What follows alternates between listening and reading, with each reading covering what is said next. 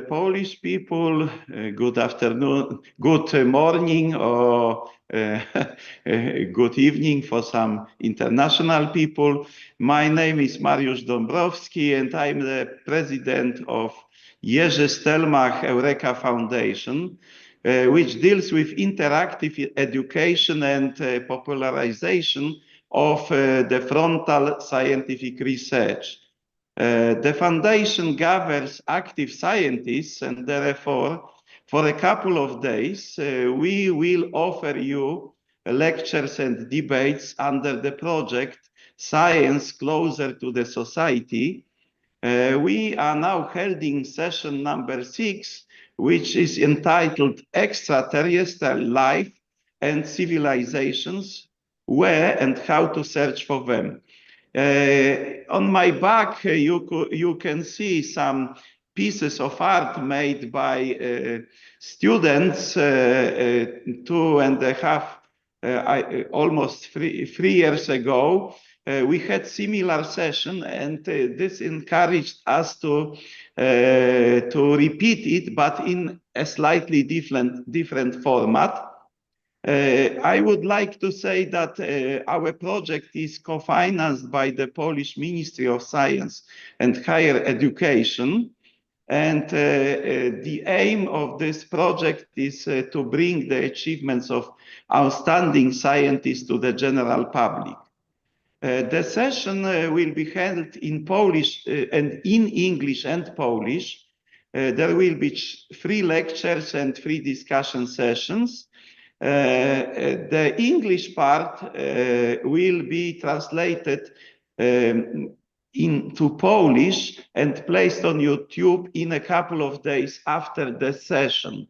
So today and on Friday and Saturday, we will have talks in English, but they will be translated so that you could watch them again eventually. I'm talking to the Polish people. I am pleased to announce that today's lecture will be given by our renowned guest, Professor Paul C.W. Davies from Arizona State University, USA. Hello, Professor Davies. Hello, Paul. Hello, I'm pleased to be here.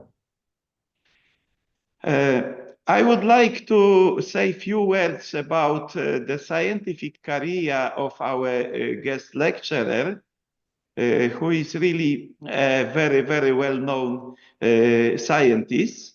Pauldavies was born in Britain. He is a theoretical physicist, first of all, cosmologist, but also astrobiologist, and of course, best-selling author of the books. He started his career mostly in quantum gravity, with the application to the early universe, and in particular black holes. We had a session about black holes in November last year, and Professor Davies also was dealing with the nature of time. Recently, he also has worked on the origin of life, the search for life beyond Earth, and the deep evolutionary roots of cancer, an illness which is, one could say, one of the nightmares of humanity. He held academic positions in the UK and Australia before moving to Arizona in 2006. He is the Regents Professor of Physics and the Director of the Beyond Center for Fundamental Concepts in Science at Arizona State University, Phoenix, USA. It is also important to mention that Professor Davies is known from the so-called Bunch-Davies vacuum state in quantum field theory, which is the favorite explanation for the large-scale structure of the universe manifested by the cosmic microwave background radiation, which was emitted some time after the Big Bang. Professor Davies wrote first book, which is entitled The Physics of Time Asymmetry. It was enormously influential, the book. Since then, he got some inspiration to write more than 30 books. Some of them have also been translated into Polish. The last 3 minutes got and the new physics, Eerie Silence, the cosmic blueprint, and very recently the book What's Eating the Universe and Other Cosmic Questions. This was published in 2022 by Copernicus Center Press in Krakow, from which we also collaborating with as a foundation. His book on foundational questions in quantum mechanics and quantum information theory, this was also one of our sessions about quantum information, quantum computing last year, the year 2023 in December. The book by Professor Davies about this topic will be published in late 2025. He has also decades of long experience in science media, having made 2 6-part Australian TV series on the big questions, not the Big Bang questions, but big questions, and many BBC radio documentaries, as well as writing hundreds of newspapers and magazine articles for the broader public. It is important to say that Professor Davies, and we will have also discussion about this on Saturday, about science and religion at the final discussion for this session. Professor Davies awarded the Templeton Prize in 1995, which is for the establishing the links between science and religion. He also has an asteroid named his name as Pauldavies, simply to recognize his work on the cosmology and theoretical physics. Last but not least, Paul is my friend. I'm very proud of this. He supports me with discussions in topics about fundamental physics and cosmology, and also, as today, in popularizing science. Thank you very much, Paul, for this support. Now, let's come to the lecture. Paul, the screen is yours. So please tell us about aliens today. Well, thank you, Marius. You are indeed a very valued friend, and thank you for your gracious comments about me. Ladies and gentlemen, good afternoon, good morning, wherever you are. And I hope that we have some younger people. So perhaps I should say boys and girls, as well as ladies and gentlemen. Now, I have to share the screen.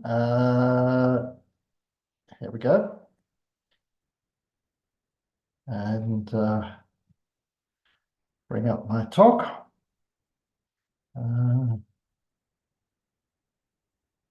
Sorry about these minor technical things. Here we are. So I hope that everybody can see that. So let me just start by saying the big question, are we alone in the universe, must surely be one of the deepest questions that human beings have ever asked. For thousands of years, that question really lay entirely in the provinces of religion and philosophy. But in the last few decades, it's become part of science as well. This is the subject of SETI, we call it. That stands for Search for Extraterrestrial Intelligence. And it was begun in earnest in 1960 with the work of this famous astronomer, Frank Drake. He sadly died 2 or 3 years ago. And he used it's a rather bad photograph, but he used the radio telescope that you see behind him there to search the skies to see if there was a radio message coming from an extraterrestrial civilization. So this was the small beginning of what became a rather major program of research, basically using radio telescopes to see if by accident astronomers could stumble across some sort of message coming from ET.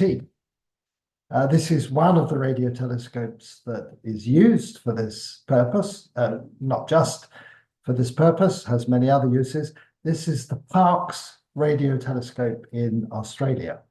So these are big dishes that are capable of detecting even very feeble radio signals that might be coming from across the galaxy. It's an extraordinary thought that we have the capability of transmitting and receiving radio signals, not just across terrestrial distances, we're familiar with that, but literally interstellar distances. So this is the basic principle of SETI.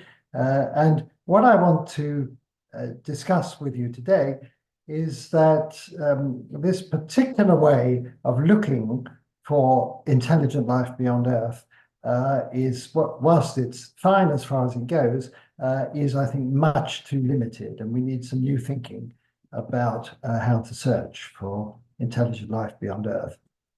Now, I should say that for most of its existence, what are we talking about? 65 years. Most of those 65 years, SETI operated on what in English we call a shoestring budget, very little money. And so it limped along with just very limited resources. But a few years ago, the tech entrepreneur Yuri Milner gave $100 million to boost SETI, a program called Breakthrough Listen, and another $100 million for associated projects. So suddenly, SETI became a rather major undertaking of the astronomy community, and a lot of the original people are retired or have died. There is now a younger cohort, a younger group of people doing this type of work, largely because of this additional funding. But in spite of this boost to its fortunes, SETI has not, to date, not come up with anything very significant. I say that all that we have to show for 65 years of radio searches is an eerie silence. So does that mean there's nobody out there? Or does it mean that we are looking for the wrong thing in the wrong place at the wrong time? So let me just take you through, I should say that, of course, one of my many books has that title, The Eerie Silence. Let me just take you through the history of the idea of aliens or intelligent life beyond Earth. And I should say right at the outset that there's a big difference between looking for life beyond Earth and looking for intelligence beyond Earth. I'm going to come back to this, but finding life beyond Earth might be relatively straightforward. For example, we might find a microbe on Mars. But I think what excites people much more is the possibility that out there somewhere in the cosmos are beings like ourselves, or even more advanced than ourselves, who are not only intelligent, but eager to communicate. And maybe there's an entire community of alien civilizations that form a sort of galactic internet. These ideas have been discussed over many, many years. But let me go through the history of the idea. It is very ancient. In fact, it goes back before this. It goes back to ancient Greece, the concept of atomism, that the entire universe is made of atoms moving in the void. And then it's a simple argument that if atoms can come together on Earth to form living beings, then they must be able to come together somewhere else to form living beings. And this was captured in the poetry of the Roman poet Lucretius. Other worlds exist in other regions of the sky, different tribes of men, kinds of wild beasts. So it's worth reading his poem in full. So it's a very ancient idea, but of course it was entirely a philosophical notion, not what we would call a scientific notion.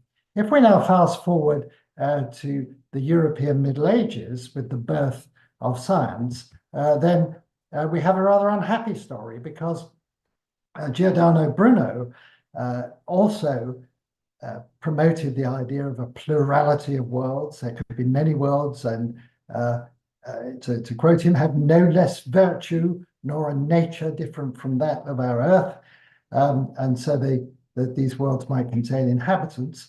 And this didn't go down well with the church at the time, that thought there was something very special about our planet Earth and something very special about our species, Homo sapiens.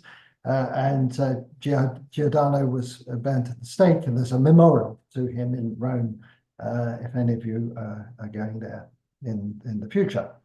Well, this was a bad start to the scientific era of SETI, but nevertheless, a couple of centuries later, it's a somewhat less violent part of the story. The rich industrialist Percival Lowell became convinced that there is life on Mars, possibly because he read the book by H.G. Wells called The War of the Worlds, written at about the same time. But anyway, he established this observatory at Flagstaff, and this is in Arizona. It's about a 2.5-hour drive from where I'm sitting now in my home in Phoenix.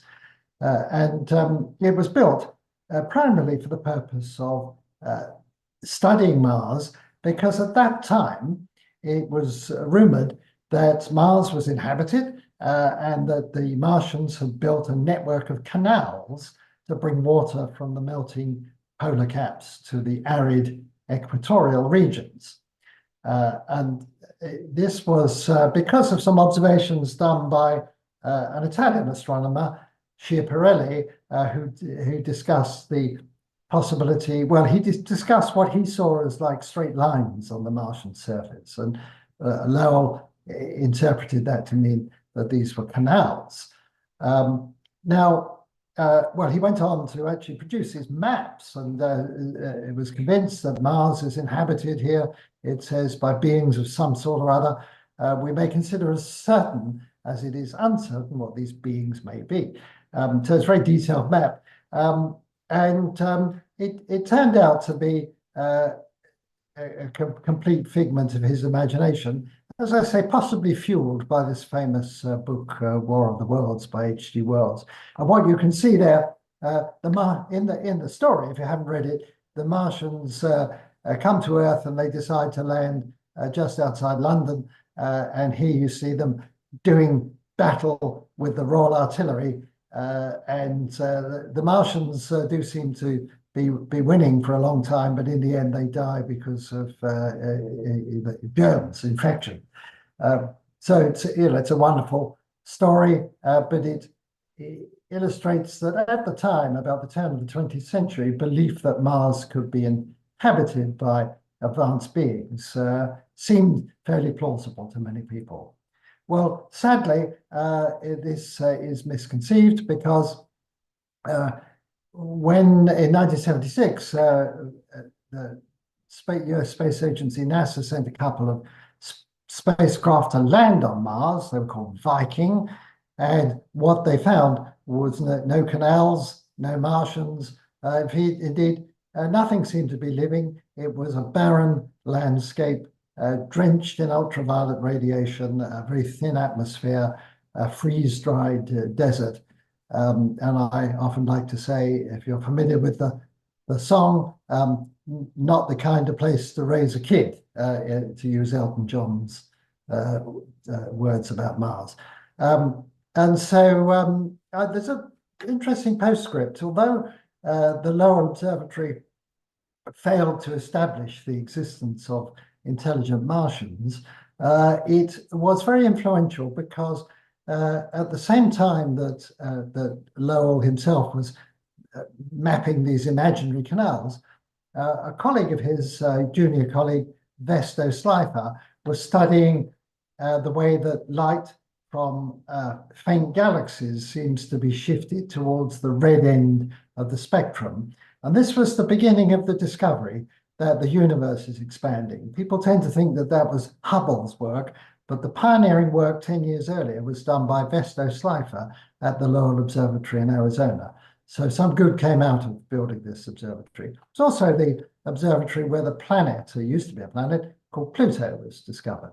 So it has a distinguished history. But to move on, the fact that Mars itself looks unpromising certainly for intelligent life, it's just possible that there is microbial life on Mars. I wouldn't rule that out, but no intelligent life on Mars or anywhere else in the solar system, as far as we can tell. But of course, Mars is only just one planet among many, and we now know that most stars in the Milky Way galaxy and other galaxies will have planets around them. And so there's an enormous number of planets in total, many of which have been observed, and we can infer that there must be billions and billions of planets within the Milky Way as potential abodes for life. And so this raises the whole question, can we estimate the number of civilizations that might exist in our galaxy? Well, that's exactly what Frank Drake himself attempted to do. And you see him standing here in front of what is often called the Drake equation. The number n on the left is the number of communicating civilizations. And the factors that appear on the right-hand side of this equation are all of the things that you would need to know. You need to put numbers in to come up with an estimate for n. So let me just look at this in a little more detail. Here it is, the Drake equation. And we can divide those numbers up into three categories. The first of these are astronomical features, properties. For example, the rate of star formation and how many planets you've got out there. When I got interested in this as a student, people could make a good guess at our star, the rate of star formation, but they really didn't know how many planets would be out there. It could be the planets are very rare. We now know the planets are very common, so we know those numbers really quite well. The next set of factors, these are biological things. I'm going to come back to that in a moment. And the third lot are more sociological and political things, like how likely is it that an intelligent species would develop technology, and then how long would a communicating civilization last? Would they blow themselves up before they could send many messages out into the cosmos? So these are the sorts of things that SETI scientists have pondered over for 2 generations now, and we can go on speculating, because the problem is we really don't know very much about the numbers below that green box there. And the key one, how many habitable planets are there in the Milky Way? Well, you'll see all sorts of estimates. Well, this is not in the Milky Way, this is in the universe as a whole. A staggering 200 quintillion. I can't, well, that was from a Sky and Telescope's publication. I don't even know what a quintillion is, but anyway, I assume it's a big number. Of course, there could be an enormous number of Earth-like planets on which life might emerge. However, and this is the key point I wanted to get across, just because a planet is habitable doesn't mean it's inhabited. In order for a habitable planet to become inhabited, life has to arise on it. And so that takes us to this factor in the Drake equation, F sub L, the fraction of Earth-like planets or habitable planets on which life actually does emerge. What is that number? Frank Drake liked to say, oh, about 10%, but of course, he just made that number up. The truth is we have no clue. As if you imagine another Earth forming at the same time as our Earth, somewhere out there in the galaxy, what is the probability that after 1 billion years or 2 billion years, life will emerge? A mixture of chemicals will turn itself into a living thing. How likely is that? What is that number, that probability? What did Darwin have to say about it? This is an interesting quote. I love it. It's mere rubbish at this time, thinking of the origin of life. One might as well think of the origin of matter. I'm pleased to say that we physicists have today explained the origin of matter, but we're very far from explaining the origin of life. And now I make a very obvious point, but even my professional colleagues seem to miss this. And that is, if you don't know what a process or a mechanism is, in this case, the mechanism that turns non-life into life, if you don't know what that process was, you can't estimate the probability for it to happen. If you say to me, I figured out how life began and you need the following 10 chemical steps under certain conditions, then I can have a go at saying, well, that'll occur, one in a million planets in a billion years or something. I can come up with a number. But if you say, well, come up with a number of how likely life is to form, but I can't tell you how it happened, well, that's ridiculous. It makes no sense at all.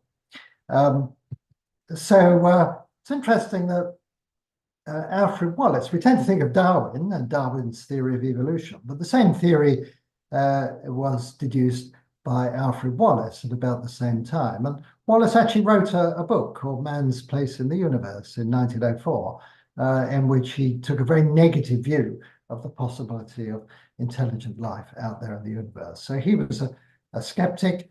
And when I was a student, so that was many decades ago, generally speaking, scientists were very, very skeptical that there's any life beyond Earth, let alone intelligent life. They thought that was just the stuff of science fiction. And I was passionately interested in the possibility of intelligent aliens as a student. And in those days, one might as well have professed an interest in looking for fairies. It was considered absurd to suppose that there would be intelligent life beyond Earth. And that's well captured by the words of Francis Crick, who co-discovered the structure of DNA, who wrote in 1973 that life seems almost a miracle. So many are the conditions for it to get going. Almost a miracle was what Crick thought. That was the view at the time. And here we see a fairy. And so it seemed like looking for fairies. Jacques Monod, a distinguished Nobel Prize winning molecular biologist, was able to write in 1970 that man at last knows that he is alone in the unfeeling immensity of the universe, out of which he emerged only by chance. So here, I've given you the historical background. We've seen how the possibility of life beyond Earth has gone from, in Greek times, yes, it could be out there, should be out there somewhere, through the early scientific era, seemed quite probable, and then the pendulum swung to great skepticism. But by the 1990s, the pendulum had swung again. So that Christian de Duve, another Nobel Prize winning biologist, was able to write in his book Vital Dust, life is almost bound to arise wherever physical conditions are similar to Earth. And he had a wonderful phrase, life is a cosmic imperative. So here, by the end of the 20th century, we have distinguished biologists saying life out there is inevitable, and at least somewhere that life will evolve to the point of intelligence. So suddenly, after some decades of skepticism, then the mood has shifted. So today, among my scientific colleagues, it's very fashionable to say that the universe is teeming with life and that there's probably intelligent life out there somewhere. Now, I should say that I'm a rather contrarian individual. I tend to not like going with the crowd, the herd, as we say in English. And so when I was younger and nobody believed in life beyond Earth, I thought it was it was plausible, but certainly worth investigating. And now when everybody's rushing to say that the universe is teeming with life, I've become very skeptical. So the rest of my talk, you're going to see some of this skepticism coming through. I asked myself, well, what about all those arguments used against me back in the 1970s when I was interested in this topic? Are they no longer valid? So let me give you one argument that is often used in support of the idea that the universe is teeming with life. And this is another English expression, and I don't know how well it translates, the quick off the mark argument, but it'll be obvious what I'm talking about. The solar system, as I'm sure everybody knows, was born about 4.5 billion years ago, but it didn't just form overnight. It took hundreds of millions of years for the material swirling around the sun to settle down. And the oldest traces of life on Earth, agreed traces, are about 3.5 billion years old. You have to go to Western Australia to see these rocks jutting out of the hillside. And you see, many years ago, I looked much younger, went there to see for myself. You find features in these rocks called stromatolites, which are like the fossils of microbial mats made by organisms dated to nearly 3.5 billion years ago. Now, the period in which the planets formed were characterized by very heavy bombardment, not just by meteorites, even of the dinosaur destroying proportions, but much bigger impactors, huge objects smashing down on the Earth and other planets, creating terrible conditions. So, for example, a 500-kilometer impactor would boil the oceans and sterilize the surface of the planet. And this bombardment went on until about 3.8 billion years ago. And yet we find life 3.6, 3.5 billion years ago. It won't have started immediately, but there was a very small window when the Earth became suitable for life and when life established itself on our planet.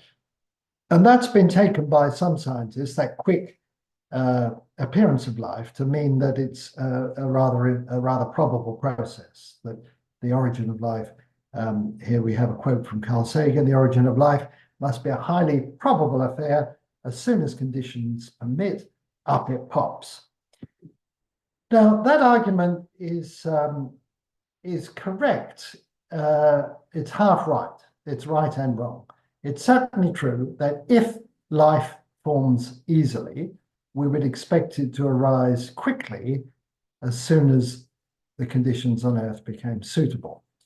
But there's another argument, a more subtle one. It's a philosophical argument that was developed by the Australian cosmologist Brandon Carter around about in the early 1970s.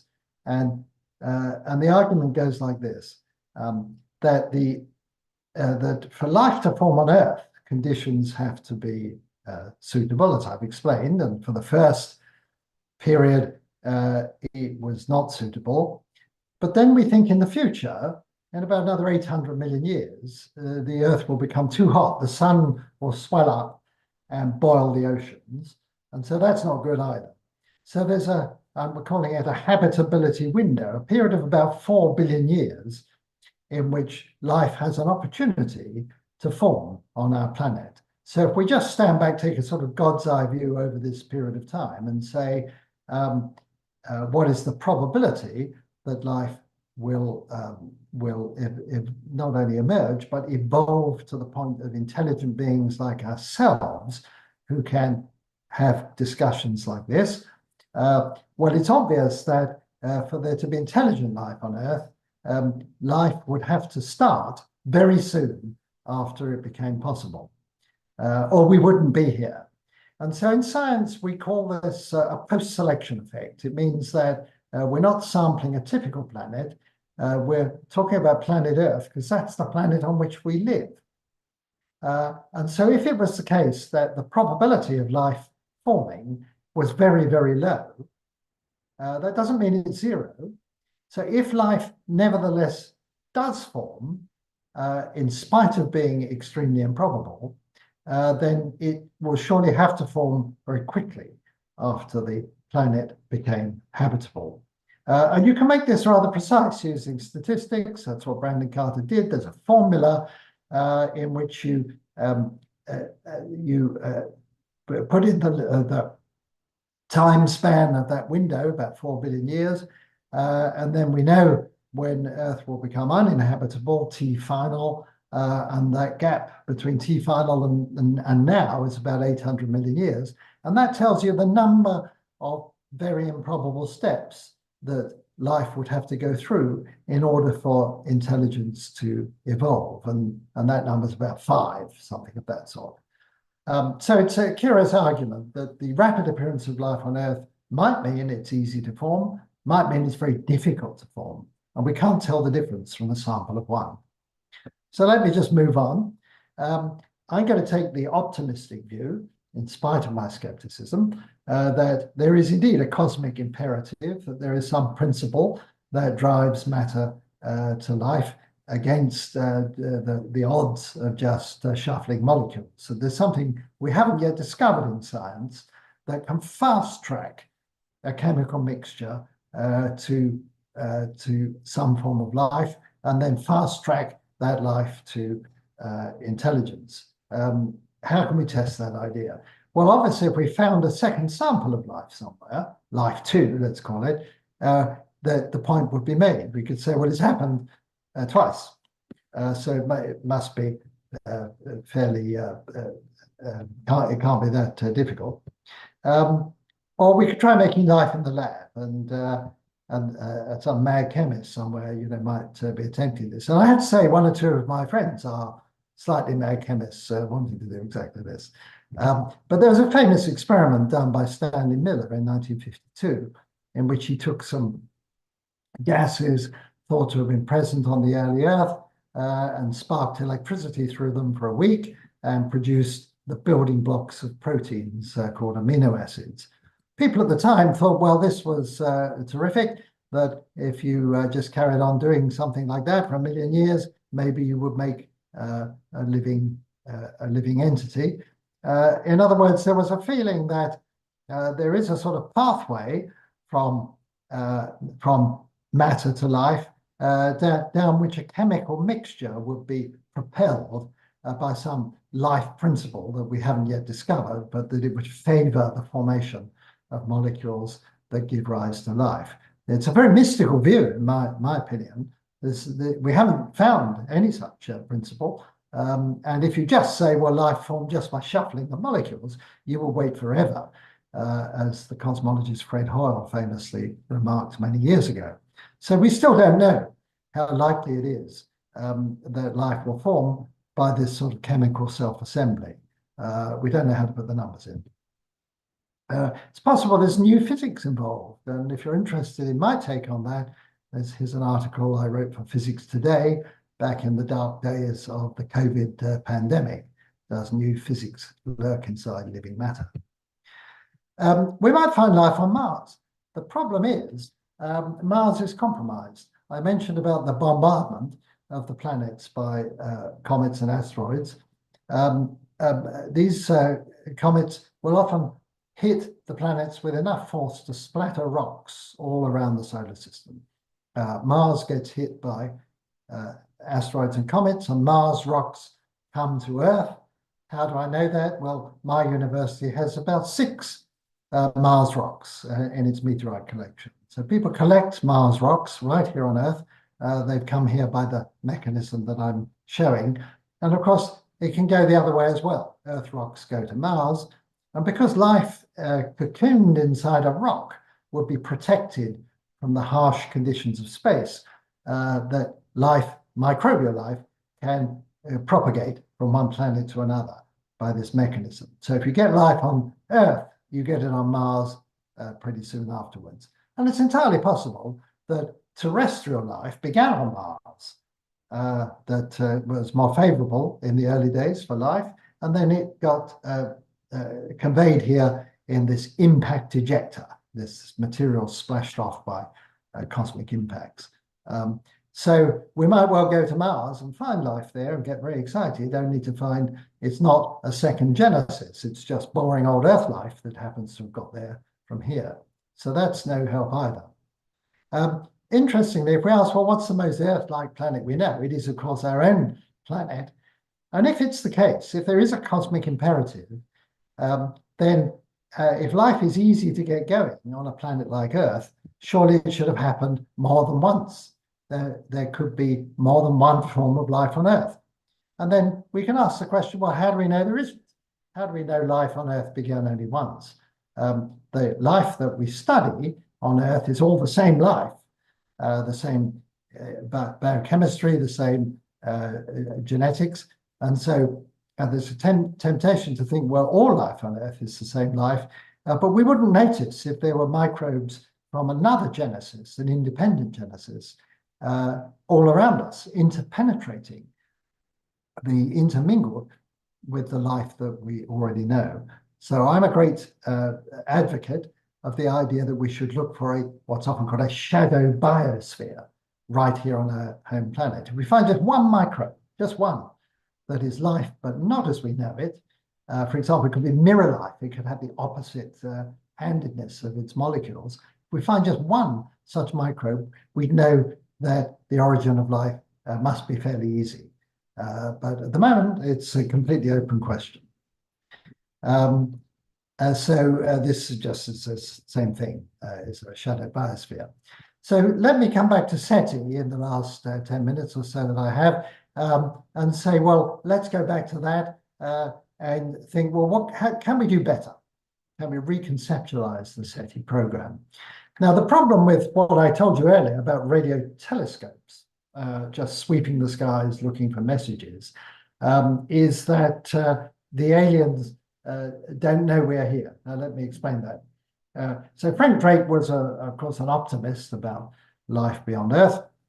And he made an estimate. Do you remember the Drake equation I showed you? Well, he put in a number, N, of about 10,000. 10,000 communicating civilizations. It's just a guesswork. So supposing there are 10,000 civilizations out there at this time, you can work out how close is the nearest one likely to be if they're randomly distributed. And the answer is a few hundred light years. Let's say 1,000 light years, rounded up.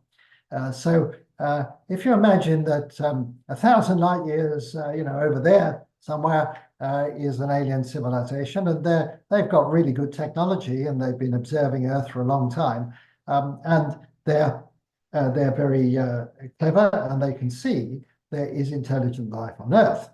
Now, they're 1,000 light years away. Nothing can travel faster than light, so they see Earth today as it was 1,000 years ago. And was there intelligent life? There certainly was. There was agriculture, the Great Wall of China, and the pyramids. They might be able to see all this. And they might think, oh, there's an intelligent species on planet Earth. Why don't we send them some radio messages to communicate? Well, there'd be no point in them doing that until they knew that we had radio technology. And they will only know that when our first radio signals, which started a little over 100 years ago, eventually reach them. So in about another 900 years, they'll pick up our first feeble radio transmissions, and then they'll think, oh, good, they do have radio technology, let's send them a signal. And then 1,000 years after that, it will arrive here on Earth. So you can see this idea of using radio to communicate with aliens works in principle, but it's about 2,000 years too soon for us to expect to get any results. But, and this is really the take-home message I want to make today, you don't need the aliens to tell us they exist for us to deduce that they are there. All we need, we don't need a message, all we need is some sign of alien technology, non-human technology out there in the universe. It's often called a techno-signature. That's what SETI people use, the term they use these days. If we found a techno-signature, doesn't have to be a message, just has to be something out there in the universe that could not arise naturally, would be designed by intelligent organisms, and is of non-human origin. So I'm going to spend the last part of the talk just telling you about some speculations on that. Is there anything out there? A techno-signature. Well, the problem is, if you think about human technology over the last few 100,000 years, of course, what you look for has changed dramatically from, flint tools through to the Large Hadron Collider at CERN. And so if you were looking for human technology, what you might look for would be very different just in a period of a few thousand years. If we're thinking ahead, 500,000 years or something, what would human technology be like then? What type of thing might you look for? We really don't know. Now, Arthur C. Clarke, the science fiction writer, once said that sufficiently advanced technology would be indistinguishable from magic. So we're sort of looking for magic without any very clear idea of what that magic is. But nevertheless, there are certain things that would make us sit up and take notice. If we saw this, we would think that doesn't look natural, that doesn't look natural. These are very fanciful, but there is one idea, goes back to Freeman Dyson, that is worth thinking about. It's called a Dyson sphere. So back in about 1960, Dyson suggested that a very advanced civilization might be so energy hungry that it would pull its planetary system apart and form some sort of shell around its star to capture most of the starlight or sunlight. So this is like a solar energy project, but with a vengeance. I mean, this would be not just intercepting some of it, but trying to harness all of it. And if there were such Dyson spheres, they would have a rather distinctive signature that they would glow in the infrared region of the spectrum in a way that makes them stand out to astronomers. And astronomers have looked for Dyson spheres. They haven't found anything yet, but about 10 years ago, there was a flurry of excitement that maybe a Dyson sphere or something like it, a techno structure anyway, some sort of astroengineering project had been detected around a star that became popularly known as Tabby's star after the astronomer who had drawn attention to it. And at least on the internet, artists had a great time depicting what this alien megastructure might look like. It's still a bit of a mysterious object. I don't think anybody these days is suggesting it really is alien technology, but it's the type of thing we might look for. You see, not a message, but it is something that would tell us that it could not arise naturally. I don't completely write off the possibility of radio communication because there are two types of radio signals. One is where a message is directed from the transmitter to the receiver, and the other is like a beacon. A lighthouse is a very good example. When a lighthouse sweeps the horizon, it's not directing its beam at a particular ship. It's just sort of there for anyone who might see it. And we can imagine that an advanced civilization, perhaps towards the center of our galaxy, might, a long time ago, hundreds of millions of years perhaps, built a radio beacon that would rotate and sweep around the plane of the galaxy. So instead of looking for a message coming, deliberately beamed at us, instead of looking for that, what we could look for are transient events, just pulses that would occur as this beacon sweeps around. And indeed, there was such a detection back in 1977. a radio telescope picked up, back in the days before proper computer printout, picked up a very intense signal from one particular part of the sky. It's never been seen again and never fully explained. So, it's just possible that this is an alien civilization beacon. And that's perhaps the sort of thing that we might look for. I want to close because I'm sure most of you are really interested in the stories that we read about all the time about aliens, actually visiting Earth, being on Earth here now. And it's often called, referred to as the Fermi paradox, after Enrico Fermi, the physicist, who asked in the late 1940s, where are they when referring to extraterrestrial beings? Because he reasoned that if there are advanced civilizations in our galaxy, they have had plenty of time. The galaxy is billions of years old. They've had plenty of time to come to Earth and colonize it, and yet they're not here. At least they haven't colonized Earth. And so maybe that means they don't exist. Well, some people say they do exist. They've seen them, and pictures like this on the internet all the time. A lot of people I speak to are convinced that Earth is being visited by extraterrestrial beings in their spacecraft. And this is a sort of standard picture. And so we can ask the question then, are aliens really zooming around in our skies, even as I speak? Are they up there or out there? Well, this was taken sufficiently seriously in the United States a few years ago for the Office of Director of National Intelligence to come up with a preliminary assessment of what are now called unidentified aerial phenomena. We used to call them unidentified flying objects, or UFOs. Well, inevitably, and here was the report, you can read it for yourself, came out about a year ago, and it's rather boring in a way. It just says, well, there's nothing in the reports that is a threat to US national security. So that seemed to be all they were worried about, and no real evidence that this was extraterrestrial visitation. And it's ironical that when I was a student, and I mentioned I was fascinated by all this stuff, there was a report produced then. It was called the Condon Report, produced in the mid-1960s, which came to exactly the same conclusion. It had looked at thousands of reports, thought a few couldn't be explained, but nothing in those reports suggested extraterrestrial visitation.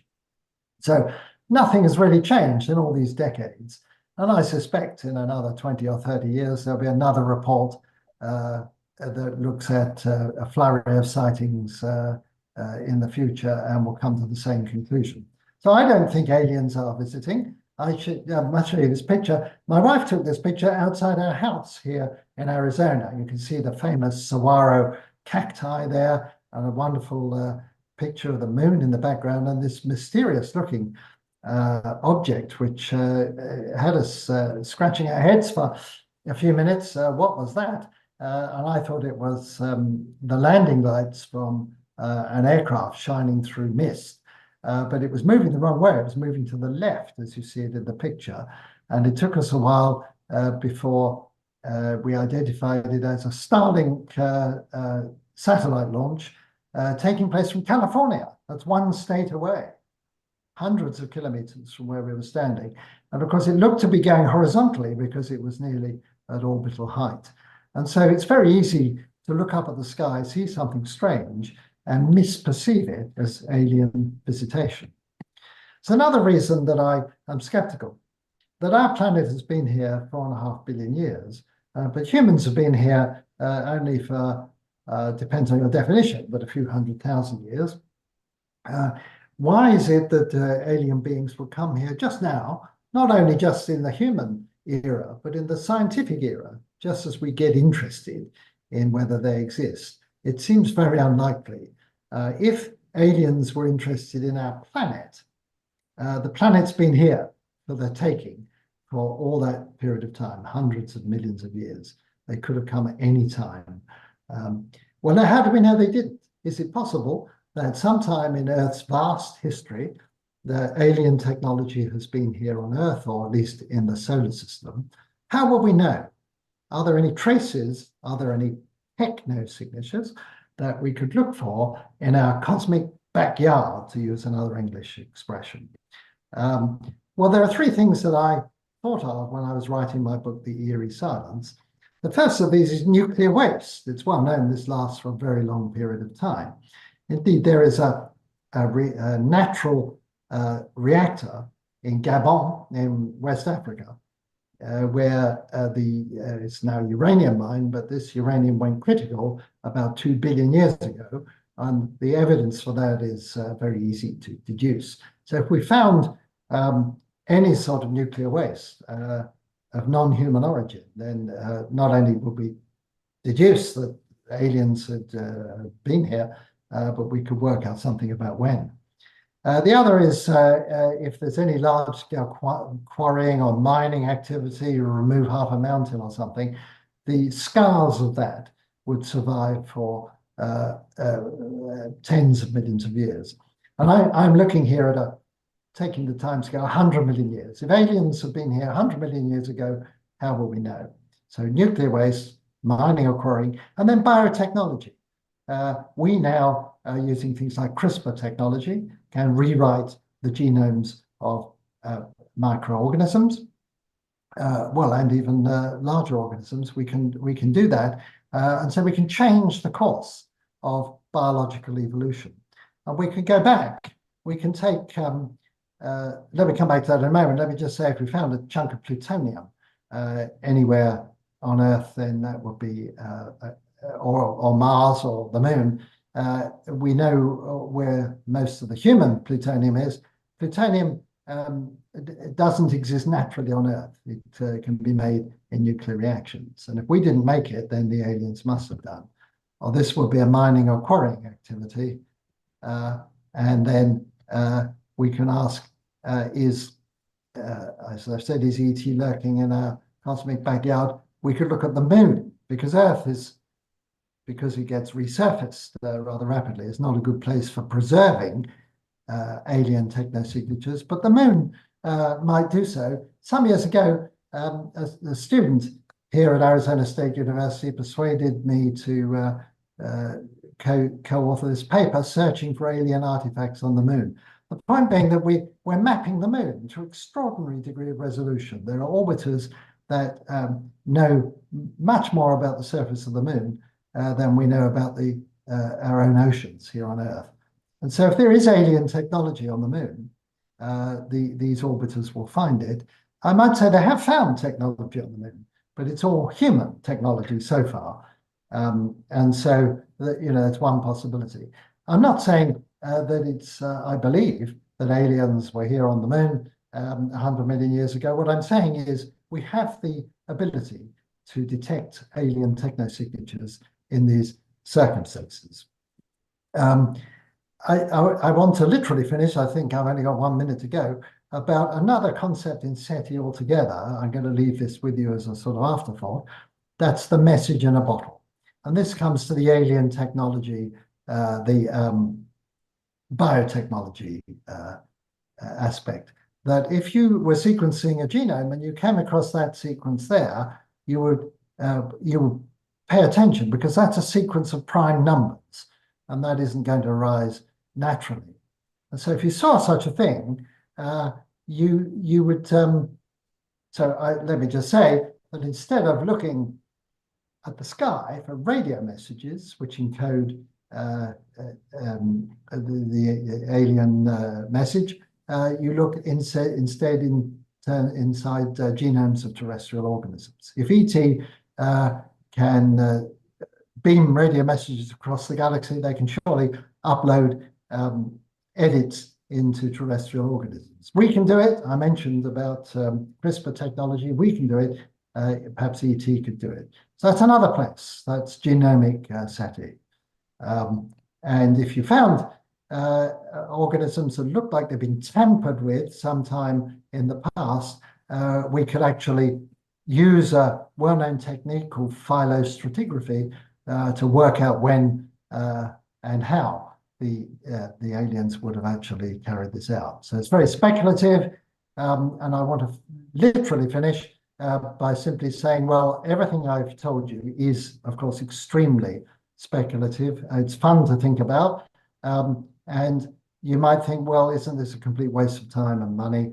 I don't think it is, because I think the reason that we do SETI is to ask those profound questions of existence that I started with. And I can't think of a better way of expressing it than in Frank Drake's words himself.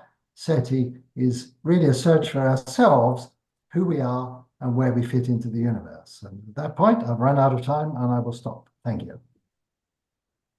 Thank you very much, Paul. Yes, for this excellent explanation and kind of inverse method.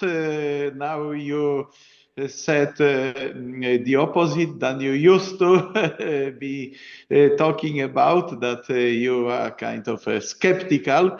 And this is what I like very much.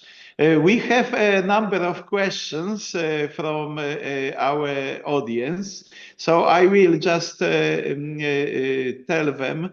First question is, it's in Polish, so I will translate. If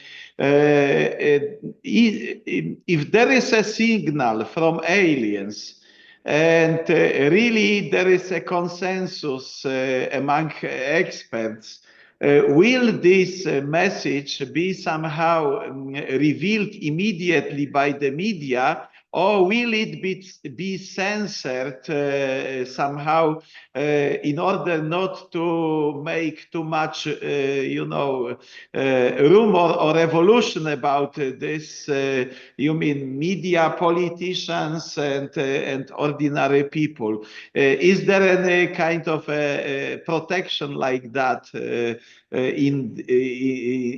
I don't know. You showed the documents, DOD document and other. So is there any team who would handle this problem? Yes, there is a team, and I used to lead it. I used to be chair of the SETI Post-Detection Task Group. This was set up by the International Academy of Astronautics quite some years ago. And it was our job to think about, well, what happens next if there would be some sort of message, signal, or evidence of ET. The first thing is that this idea that somehow this discovery would be covered up is complete nonsense. We never encountered any interest among the authorities right up to the United Nations, any real interest in this subject at all, let alone a plan to keep it quiet. But we, as scientists, did foresee a problem. And this problem would be that if such a discovery was made, for example, in the traditional way that an astronomer with a radio telescope, picks up what looks to be a message, a signal anyway, of some sort from an alien civilization, then the difficulty is if it soon becomes public as to the coordinates in the sky of where that transmission is coming from, then anybody on this planet could get hold of a radio telescope and start beaming messages, speaking from planet Earth. And that seems very undesirable, that there would be a free-for-all to send messages or reply to this. And so we felt that whilst it would be important to announce the discovery as soon as possible, as soon as it was properly tested, that there should be some attempt to prevent any sort of uncoordinated response. We never really came to a conclusion about that, because social media means that the slightest hint of something going on at an observatory would soon become well known. People would go down to the pub and talk about it or something. And so a very, very difficult thing to keep under wraps. So we never really, I think, in my view, the only saving grace, as we say, about this is that I don't imagine it would be like in the movie Contact, starring Jodie Foster, where suddenly she hears this signal. It's incontrovertible. In science, things don't usually happen in this all or nothing manner.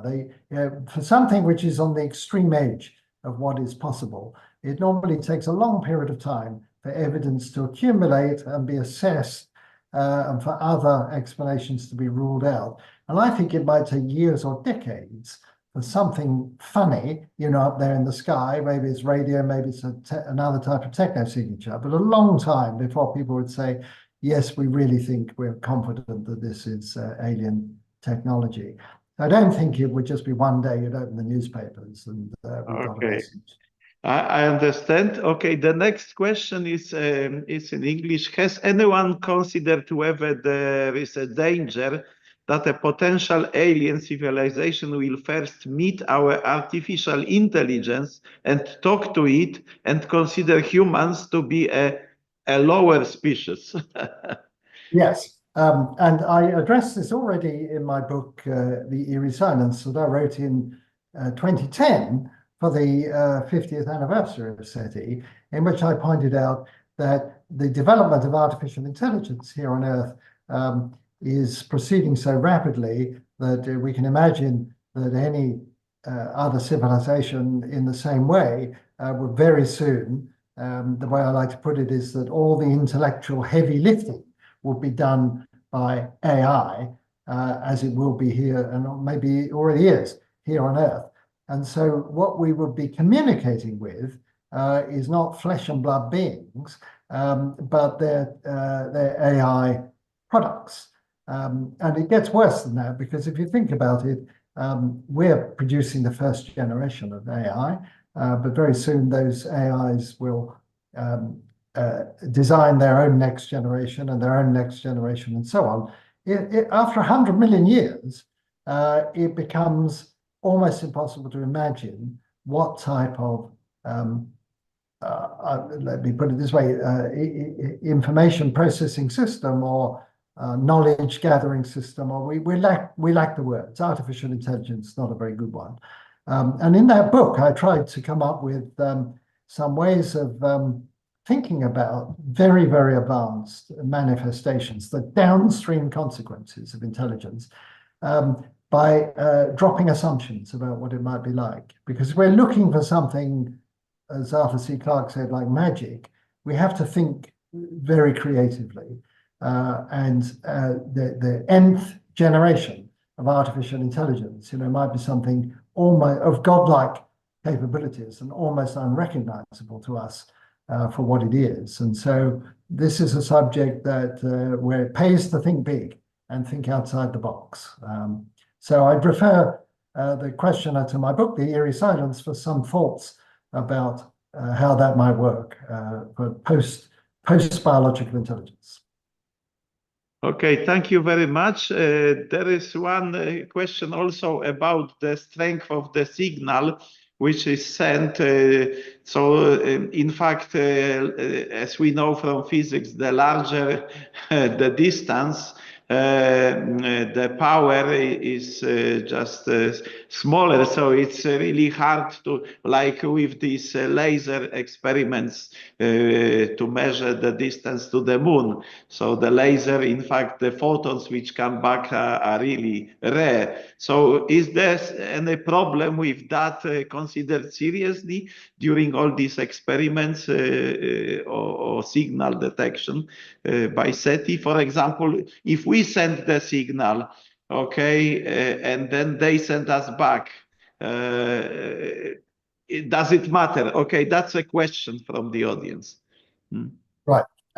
Yes, and I neglected to say, I showed a picture of a big dish, the Parkes radio telescope, and I said it had the ability to communicate across interstellar distances, but that's only with a similar instrument that is directly pointed at it.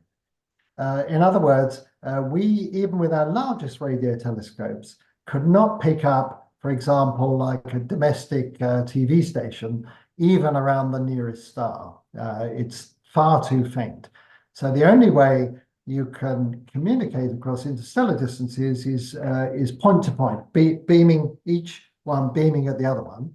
So that's why I say that the aliens would have to deliberately send a message to us for us to have any chance of picking it up. And there's no reason for them to deliberately do that until they know we have radio technology. Of course, we could get lucky. It could be that there's a civilization only 20 light years away. And then, of course, where they would know we had radio technology. But I think that's incredibly unlikely. And so that is a real problem. Okay, there are two more questions. Just I'd like to be brief. Or maybe it's better that potential alien civilizations don't know about our existence in the universe. Is the scenario from the movie The Free Body Problem considered as one of the specials of an alien encounter? I don't know if I understand the question. I think I do. You do. So Okay. yes, shall I answer that first? Because I enjoyed reading The Three-Body Problem, and it's the old idea, goes back to War of the Worlds. I showed that it's an old idea in science fiction that if the aliens know we're here, they'll come here and wipe us out, or eat us, or colonize us, or something. And I said earlier on that the main reason that aliens might want to come to Earth is for the planet. They're not going to come for us. They're not going to be interested in humanity. They might be interested in planet Earth. And planet Earth has been here 4.5 billion years. Why? They don't need us to tell them we've got a wonderful planet for them to know this. If they got the technology to pick up our messages, they would have the technology to know that this is a wonderful planet for life. If they wanted to find a planet for life to colonize or to decamp to, they could have done it any time in the last 3.5 billion years. So the one thing I never worry about is that somehow by sending messages, we will attract their attention and they'll send a starship or something, or a fleet, battle fleet. And there was a final question, I think. Is that right? Yeah. Okay, the last one, is it better to invest that in technology and human resources in colonizing or terraforming Mars, or rather colonizing, for example, Titan or Enceladus? Yes. Well, I'm quite interested in this idea of a Mars colony. And it's true that, as I mentioned earlier, Mars ain't the kind of place to raise a kid. Would be better if it were adapted in some way to be more habitable. That's a very ambitious project, terraforming Mars. It would take thousands and thousands of years for it to be improved. So in the meantime, if we were to go and live on Mars, we would need to do so in protected habitats. And about 20 years ago, I wrote an article in the New York Times advocating one-way missions to Mars, to establish a permanent human base on Mars, and by sending people to Mars, but not bringing them back again, because there'd be no point in bringing them back. And you dramatically reduce the cost of a Mars colony if it's a one-way mission. And at that time, many people said I was crazy, who would go? And it turns out a lot of people would volunteer to go. It's not a suicide mission. The whole idea is you would have some sort of Mars habitat. Your life expectancy would be reduced, but so it is when people do mountaineering or hang gliding or whatever is the danger sport. And so going to Mars would mean you probably wouldn't live as long as on Earth, but a lot of people would see a good trade-off to do that. And of course, I don't need to remind you that Elon Musk, who needs no introduction these days, is a strong advocate of building a Mars colony. We shall see. It's not that easy to do it, and it's a very expensive thing to do, but it's cheaper to go one way only. Yes, about Mars, we have also had here the discussion some 2.5 years ago, I think. But there are serious projects from space agencies as well. Yes, so the idea is very nice, and of course it's natural to colonize the planets if there are too many of people on Earth, perhaps. Okay, thank you very much for answering these questions. There are no other questions, I think, unless something shows up on YouTube, which we can check easily, quickly. If the audience would like to continue the discussion about extraterrestrial life and trying to get signals from them, we will continue with Pauldavies on Friday, 5 p.m. Central European Time. And will also Professor Vincenzo Zalzano from Szczecin University will join us for the discussion. On Friday, 2 p.m. CET, we will have a talk by Professor João Maguejo from the Imperial College London about diversity and inclusion for aliens. So it's a provocative title, so I encourage you to watch it. And tomorrow, me myself will tell you 5 p.m. about the vastness of the universe. The title is From the Earth to the Edges of the Universe and Possible Inhabitat for the extraterrestrial civilizations. Thank you very much, Paul, for joining us today. Thank you very much, everybody who joined us both on Zoom and on YouTube. And see you soon for the next discussions this week. My pleasure. I look forward to the panel discussion. Yes. Good evening, good morning, good afternoon, depending on your time zone. Thank you very much. Goodbye. Goodbye.